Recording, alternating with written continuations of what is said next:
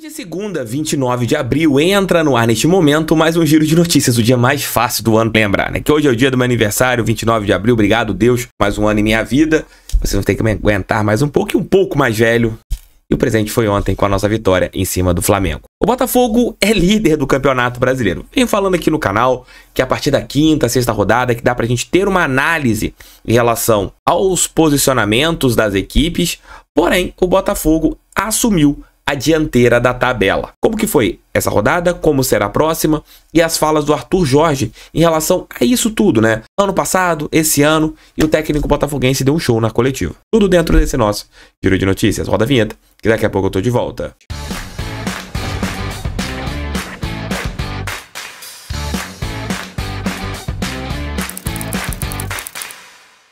Você já comprou a sua capinha do Botafogo na Golcase, uma garrafinha, um carregador? Não, são vários itens bem bacanas do Botafogo. Vou deixar o link tanto no primeiro comentário e na descrição. E lá vocês encontrarão muitas coisas do Botafogo.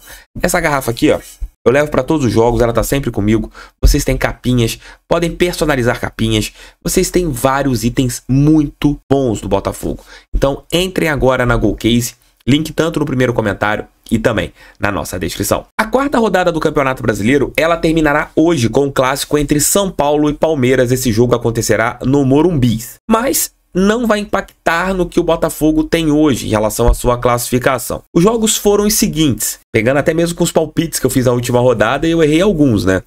Vasco e Criciúma, eu achei que o Vasco fosse ganhar e o Vasco tomou uma goleada no estádio de São Januário, incluindo uma demissão, um pedido de demissão do técnico Ramon Dias, né? Mas o Vasco não tem mais o seu técnico, foi demitido ou pediu demissão, o Ramon Dias. O Atlético Mineiro, que tem jogado um belíssimo futebol. É maneiro ver o time do Atlético jogando. O Scarpa começou a jogar muita bola, marcou um golaço, inclusive, de falta contra o Cuiabá. O Galo venceu por 3-0. O Bahia venceu o Grêmio, uma partida polêmica, em que o Diego Costa foi expulso. O Renato Gaúcho tirou sua equipe de campo, seus jogadores, aliás, que estavam no banco de reservas de campo. E falou inclusive do John Textor, disse que se pudesse colocava o time de moleques para jogar o Campeonato Brasileiro, porque temos carta marcada. Então, mais um time que reclama do que está acontecendo nos bastidores, né? Não é só o Textor que reclama. Nossa vitória impactante, com muita moral, jogando bem contra o Flamengo ontem no Maracanã, 2-0. O Cruzeiro vencendo outra no Mineirão, 3-1 em cima do Vitória. O Vitória que será nosso adversário pela Copa do Brasil na quinta-feira no estádio Newton Santos. O Corinthians, que não tinha marcado nenhum gol no Campeonato Brasileiro, resolveu marcar 3 no Fluminense, uma taca no Fluminense de 3-0. Fora o baile, era jogo até mesmo para 4-5, pelo que o Corinthians jogou. Fortaleza 1, Bragantino 1, o jogo que deixou o Botafogo na liderança do Campeonato Brasileiro. O Tricolor abriu 1-0, o Bragantino empatou 1-1 e o resultado ficou desta maneira. Vejam bem, como a vitória do Botafogo em cima do Juventude não pode ser desprezada. O Atlético Paranaense, que é uma das equipes mais fortes do Campeonato Brasileiro, empatou no Alfredo Jaconi por 1-1, saiu perdendo e acabou empatando.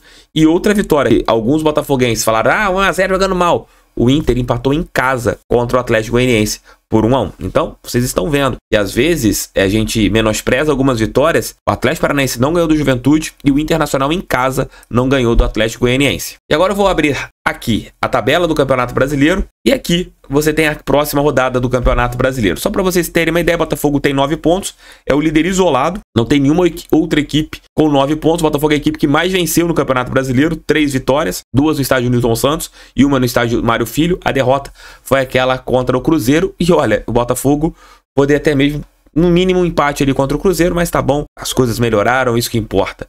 O Galo está em segundo lugar com 8 pontos, ainda invicto no Campeonato Brasileiro. Se você pega, você só tem 2 equipes invictas na competição, o Galo e o Bragantino, mas ambos têm 2 vitórias e 2 empates. É muito melhor você vencer do que empatar, né? Você jogar pelo empate, você só faz um pontinho. É interessante quando você tem um duelo de 6 pontos e você tá na frente, você segura aquele adversário, mas na real é muito melhor você sempre fazer 3 pontos, jogar para 3 pontos, porque vamos colocar assim, em 3 jogos seguidos, você empata 3, você soma 3 pontos, mas se você perde 2 e empata 1, você tem 3 pontos também, mas nos critérios você fica à frente desses 3 empates. Então é muito melhor você sempre jogar pela vitória. Aí você tem ali as outras equipes com 7 pontos, a tabela tá aqui do lado, não vou passar time por time pela questão que eu falei anteriormente, mas mostra que o Botafogo tá ali na liderança do Campeonato Brasileiro. E a única equipe que ainda não pontuou na competição é o Cuiabá. As equipes que ainda não venceram são Atlético Goianiense e Vitória. Vitória, repito, nosso adversário na Copa do Brasil na próxima quarta-feira. Os jogos da quinta rodada, que começará no próximo sábado. Corinthians e Fortaleza, na Arena Itaquera. Fluminense e Atlético Mineiro, no Maracanã. Bragantino e Flamengo, lá em Bragança Paulista. Cruzeiro e Internacional, no Mineirão. Então você tem ali muitas equipes que estão no bolo de cima da tabela jogando no sábado. Tanto o segundo quanto o terceiro, eles jogarão no sábado. Domingo nós teremos Atlético Paranaense e Vasco da Gama, às 16 horas. Vitória e São Paulo, também às 16 horas. Esses dois jogos são jogos da Globo. Às 16 horas, Grêmio e Criciúma. 18h30, Botafogo e Bahia. Bahia que hoje está em quinto lugar. É uma equipe que vem crescendo no Campeonato Brasileiro. Esse jogo no estádio Newton Santos, 18 horas e 30 minutos. Cuiabá e Palmeiras também às 18 horas e 30 minutos. E fechando a rodada na segunda-feira, Juventude e Atlético Goianiense. As brincadeiras começaram pelo Botafogo ser o líder do Campeonato Brasileiro. O pessoal relembrando ano passado. Mas é muito bom o Botafogo ficar no bolo de cima. A gente tem que estar ali na parte de cima da tabela para ficar no bolo. A gente tem que chegar no bolo durante boa parte do Campeonato Brasileiro. Se a gente abrir muito, igual foi ano passado, melhor ainda, que as coisas serão diferentes esse ano, eu tenho certeza. Mas é importante o Botafogo vencer, é importante o Botafogo continuar vencendo e graças a Deus nós conseguimos mais uma vitória importante.